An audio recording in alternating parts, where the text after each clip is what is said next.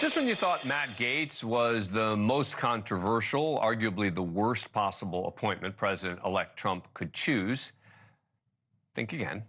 Trump announcing Saturday that he's chosen Kash Patel to replace Christopher Wray as director of the FBI. Trump calling Patel, quote, an America First fighter who spent his career exposing corruption, defending justice, and protecting the American people. He played a pivotal role in uncovering the Russia hoax. Sort of gives away the game about what Trump is looking for from Kash Patel. Wants some revenge. He wants to go after political enemies. And so he picked a guy in Kash Patel who has conveniently put together a list for him. Yes, in the appendix of his book, titled Government Gangsters, Patel named 61 people he considers to be part of the deep state, who he thinks should be prosecuted, quote, to the fullest extent of the law by a future administration. The enemies list is, as you would expect, headlined by President Biden. Vice President Harris includes a host of cast-offs from Trump's first term, such as former Attorney General Bill Barr and former National Security Advisor John Bolton, and also the man he may be replacing as FBI director, lifelong Republican Christopher Wray. Patel noted that his list does not include, quote, the entire fake news mafia. But he made pretty clear in a podcast interview with Steve Bannon last year that he plans to target them as well. We will go out and find the conspirators, not just in government, but in the media. Yes, we're going to come after the people in the media who lied about American citizens, who helped Joe Biden rig presidential elections. We're going to come after you. Whether it's criminally or civilly, we'll figure that out. But yeah, we're putting you all on notice. Trump making it clear he's determined to get payback and believes Kash Patel will get it for him. And if that's the goal, Kash Patel is probably the right man for the job.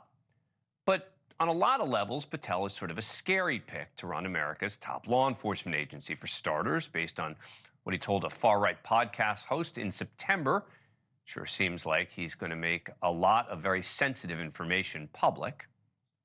You need a 24/7 declassification office, whatever you want to call it. Transparency, truth, whatever, I don't care. Sits in the White House, reports directly to you, and you take incoming from the United States of America. And there's his long-running flirtation with QAnon, a set of conspiracy theories rooted in the notion that the government is run by a group of child predators. In a 2022 podcast, the far-right host Patel lauded the acumen of QAnon supporters and said he's all for some of their deranged conspiracy theories. But Q has been so right on so many things. I'll get off that subject. No, he has, and I agree with you. He has. He has. And you got to harness that following that Q has garnered, and just sort of tweak it a little bit. That's all I'm saying. Look, I've said before, I think for the most part, Donald Trump should get the cabinet he wants, period. But there is a difference between not being qualified for certain leadership positions, which many people are for many administrations, right? Oh, what experience does this person have or not?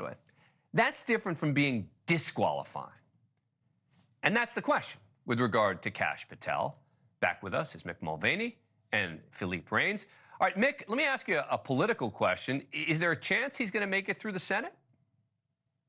Well, I think there's a chance. Trump's hold over the Republican Party is pretty strong, so I think there's a non-zero chance he gets confirmed. But I think it's sort of begging the question. He doesn't need to get confirmed, and that's why I'm sort of surprised he got nominated. The FBI is unusual, Dan, in how it's structured, how it handles vacancies and so forth. Trump could tonight, or January 20th, make Kash Patel the deputy director of the FBI. Believe it or not, that is not a Senate-confirmed position as of right now. And then the next day, Trump could absolutely legally fire Christopher Wray.